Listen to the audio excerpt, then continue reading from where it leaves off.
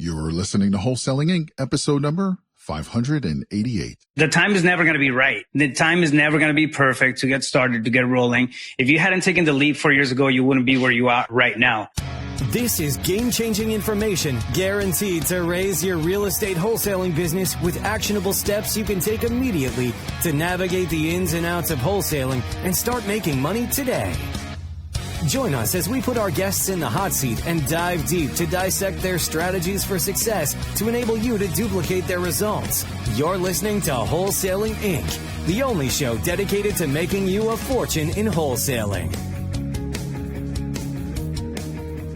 Hey guys, Darren Bentley here, and welcome to another episode of the Wholesaling Inc Podcast, the number one podcast for all things wholesaling. And I just wanted to wish you guys all a very Merry Christmas from all of us here at Wholesaling Inc. And I hope you truly enjoy the day with your families today. Now, on today's episode, I think you are going to be blown away. Rafael Cortez is going to be talking with someone who recently left a very secure job. In fact, a job that he was working at for 20 years. And he left this job to go all in on wholesaling. You know, his dream of escaping the rat race and just building his own business. And he was able to do this. And Rafael is going to go deep with this guy today. And I really think that this is going to resonate with you today because there are so many people who are just stuck in a job that they don't like, or, you know, some people even hate their jobs. And I really think this episode is going to inspire and motivate you and really make you go deep within, especially if you are one of those people in that situation, you know, stuck in a job maybe that you don't like and maybe wanting more for yourself and for your family. So I hope that this episode shows you that you can absolutely do this. And if you are struggling with it right now, I hope that this gives you the permission that you need today. So enjoy the episode. And again, Merry Christmas. What's up, tribe? Welcome to the Wholesaling Inc Podcast. I'm your host and Wholesaling Inc coach, Rafael Cortez. And today we have Mr. George Aplicano with us. Thanks for being here, man. I appreciate it. How are you guys doing? Welcome, tribe. Doing great, man. Doing great. Yeah. Thanks for stopping by. You're totally crushing it. You're actually in my market. Tell us a little bit. What's your background? How did you get started in real estate? I was a mortgage loan officer for 20 years. Came to the realization at the end of my 20 years, even making loans, I wasn't making enough to have my daughter pay for my daughter's college. I was doing well enough, but it wasn't going to be enough to have my daughter's college paid off or my son's college paid off, and financial freedom was really, really far away. So, you know, found a little bit of a, you know, rich dad, poor dad, just like most wholesalers do, right? The catalyst. Yes. Right. The catalyst. Exactly. And then that started the mind shift, right? From there, it just kind of took off. I found wholesaling and figured out how that process worked and met a lot of different partners here in this Phoenix market, this wonderful Phoenix market. You know, we're collaborating with a lot of our peer group out here, and everybody's pushing everybody to go forward. So, you know, I'm part of that, and I'm blessed to be a part of it. So that's in a nutshell, right? It's a 4-year spiel in less than a minute, right? But yeah. So you've been at it for 4 years, right?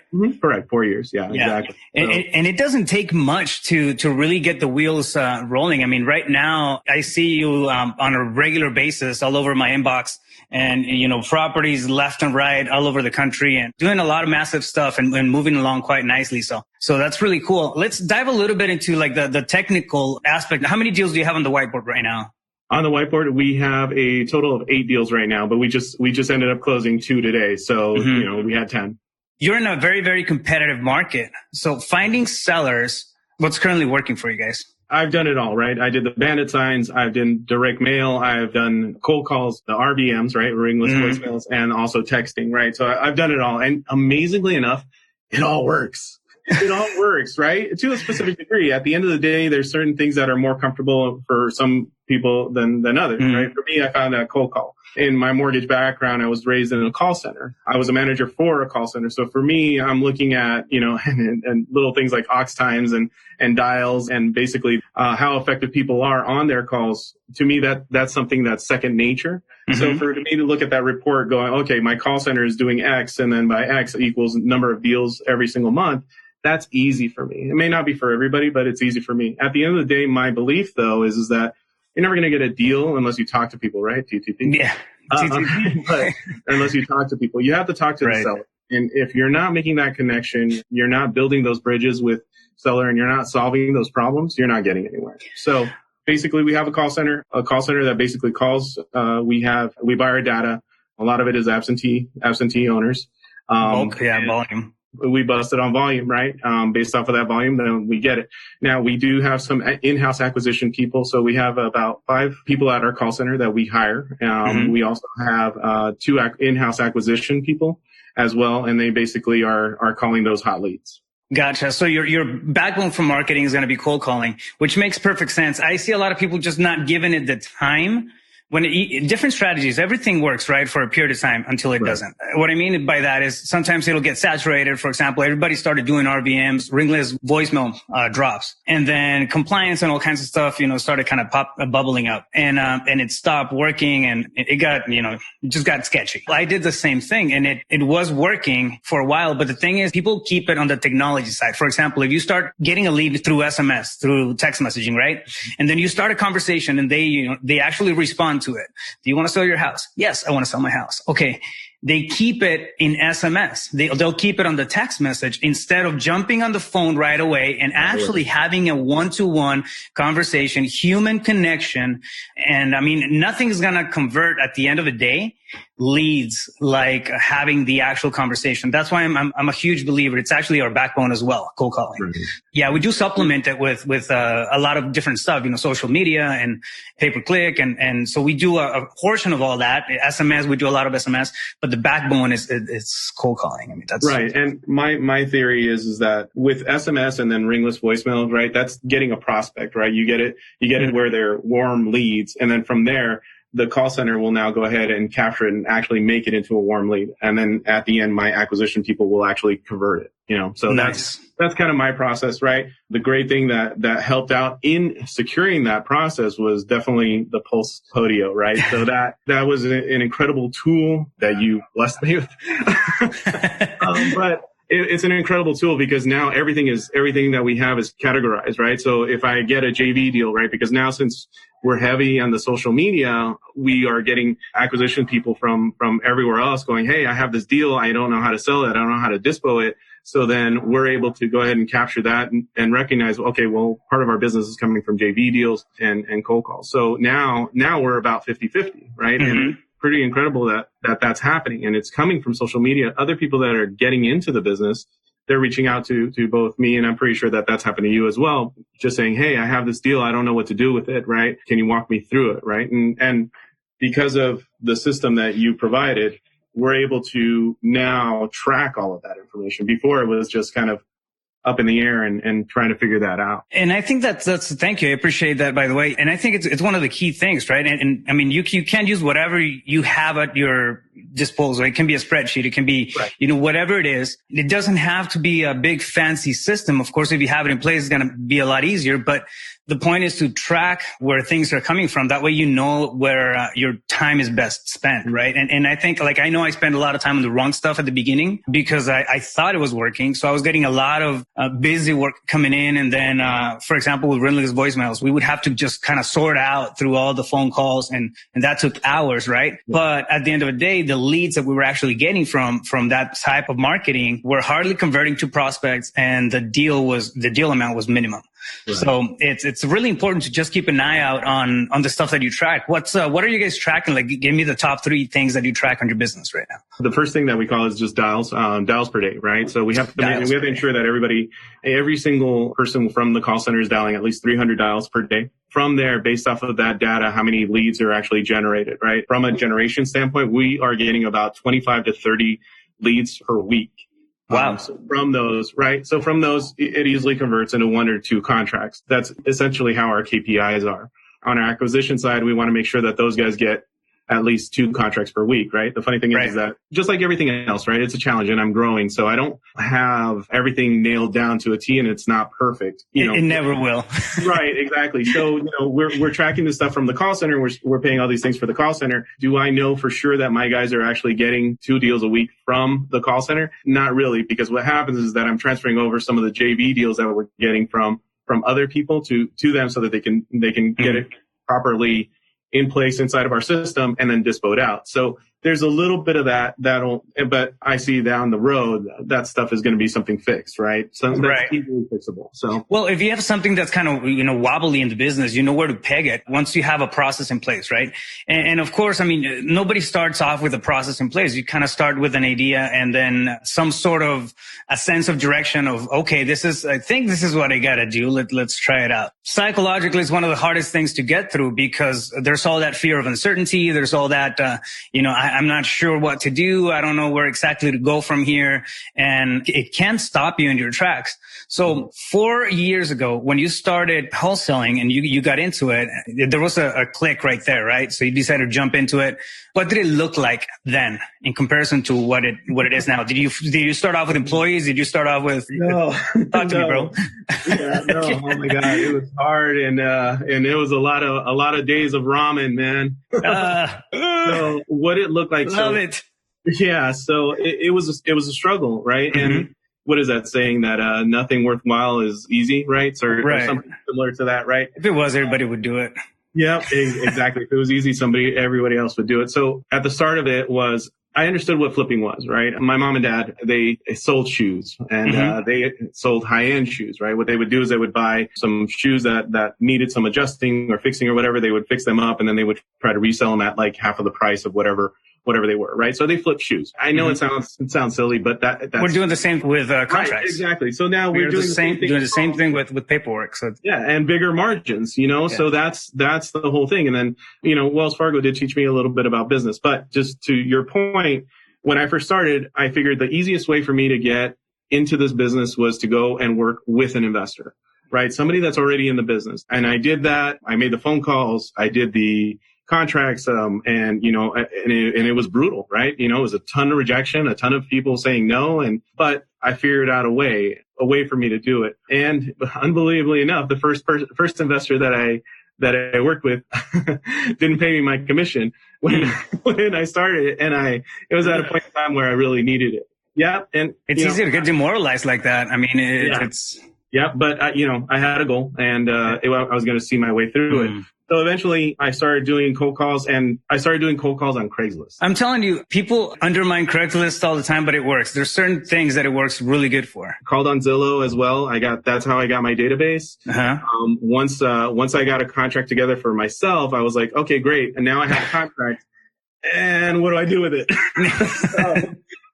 Reached out to a couple of different investors and some friends of mine that I met along the way, and they helped me disposition it. And I made money. And then once that happened, my proof of concept was secure. And that was it. It was over, right? That was game over. Once I figured out, okay, this is all I need. I just need this is real. It landed. Yeah. That was it. It was over. What was the spread, if you don't mind me asking, on that first deal? Oh, my first deal, the total spread was $10,000. But with my percentages and everybody else wanting a chunk of it or whatever, I ended up making like $2,500. $2,500, but you saw 10K rolled in. And it really, like, I always talk about that. It's not really the amount of the first check that's coming in. I mean, it stamps everything, man. It's okay. It has a stamp on it that says legit. And you understand that it's real. Like, oh, wow, I can do this again. By then, you're already working on multiple properties or more deals or more sellers. So it just becomes a tangible thing, right? It's something that you can actually touch, and it's not a wishful thinking anymore. It's not overnight success because it takes a while. Of course, rejection and everything that comes into it. But I mean, if you stick to it, grit's always going to pay off, especially in this type of work. Yeah. So one thing I wanted to cut you off. I didn't mean to, but yeah. So on the HUD, it actually showed it.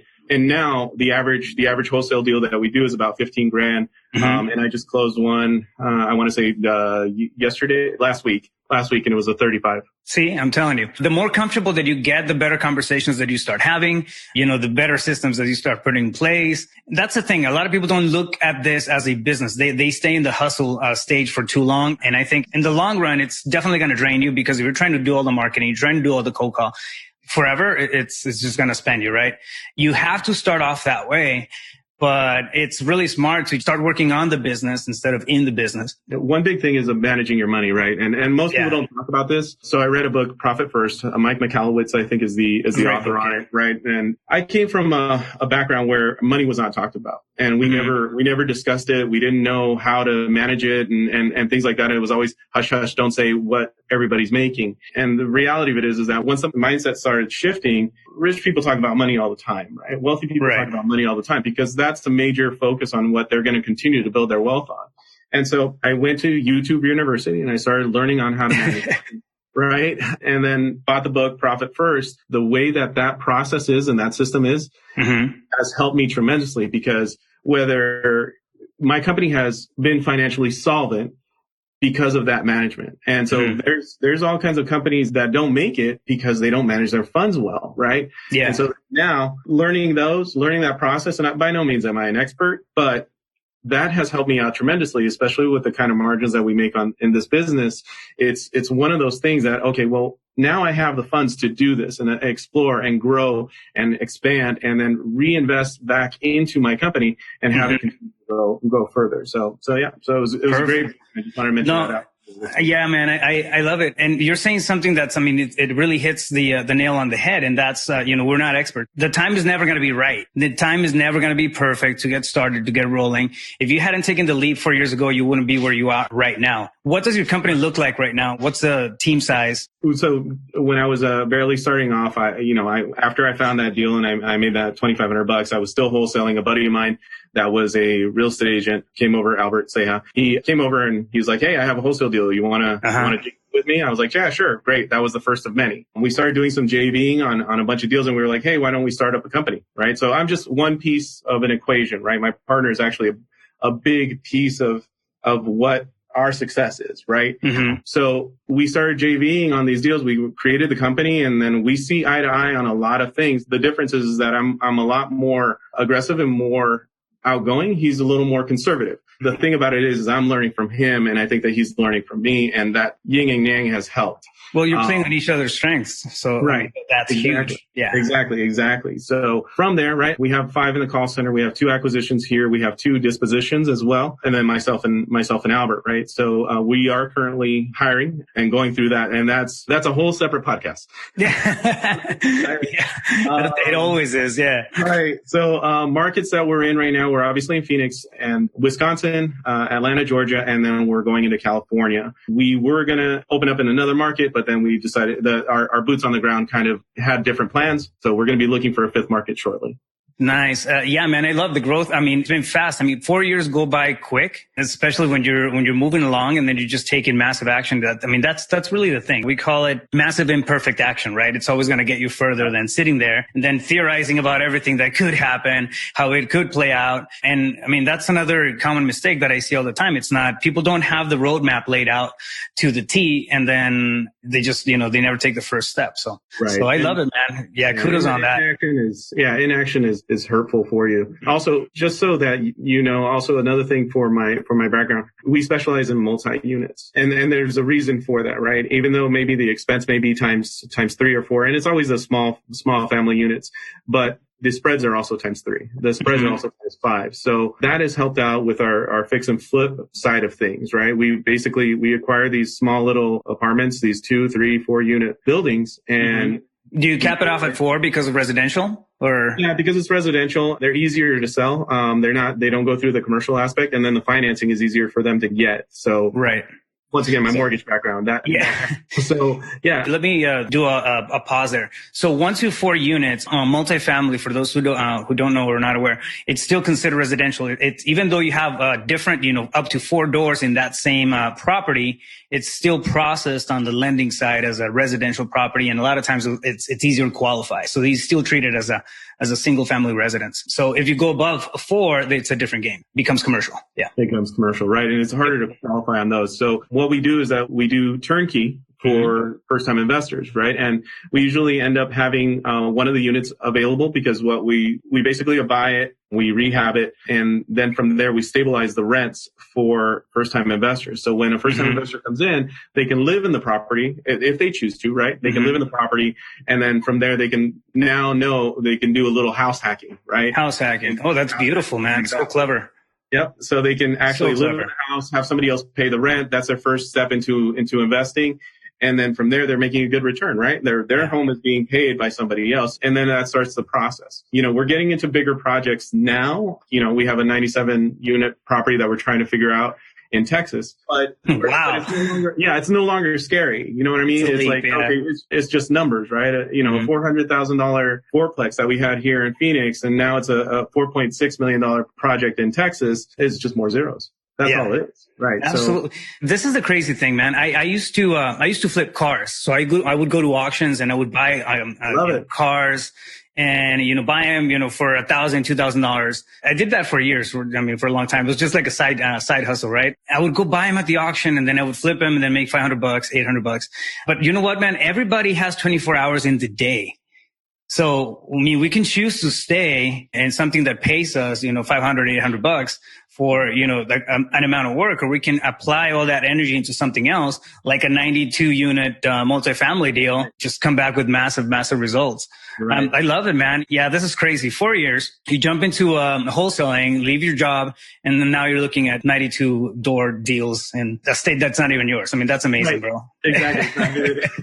Thank you. It's amazing. I love it. It's been an amazing ride. I know. I'm glad it's not over. And this is this is like phase one, right? I don't know where the end result is, and I don't know if there is an end, but I'm definitely enjoying the journey right now. So beautiful. That's what it's all about, man. That's what it's all about. I was talking to a really good friend of mine, and the comment was that the point is not the point, right? It's really in the journey. It just kind of came out, but it resonated so well with both of us. And the point of making millions and millions and millions is not really the point. It's everything that's, that's on the way there. It's the lessons. It's the growth. It's the appreciation that you get for everything. It's the blessings that you're able to leave behind you. And it's a beautiful thing when you see it that way. Real quick, let's break down, if you're okay sharing this, let's break down perhaps your most massive deal. Okay. Well, so I have a couple of different sources of income, right? So I still do hard money loans. I still do wholesaling. I do fix and flips. And all this branched out from you making the decision to wholesale 4 years ago. Right. Exactly. All of this came from wholesaling. Yeah, exactly. And so then all of those are my income sources. And then I still have my own private portfolio.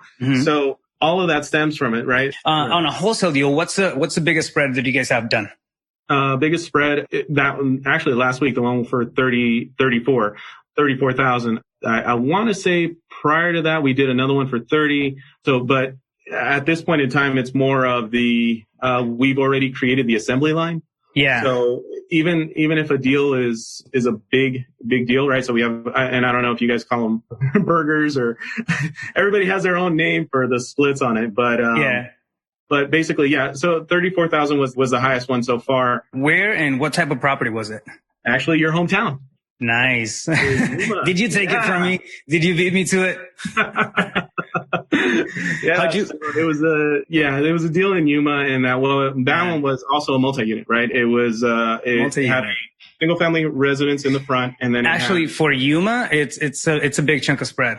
The market in Yuma is different. It's the numbers are a lot tighter whenever they do roll up. So yep. Exactly. My partner is also from Yuma, so just so that you know. Insider. We got an insider. I got an insider, yeah. How'd you find that lead? Same thing, cold call. We just got the data. We pulled the data, made the cold call. Guys like, I just want out of the deal. My acquisition guy was very friendly with them. The guy's like, I'm just tired of renting a single family residence in the front, and I want to say it was a 3-1. And then in the back, it had 2 additional units, a duplex, which both of those were 1-1s, which is 1 bedroom, 1 bath.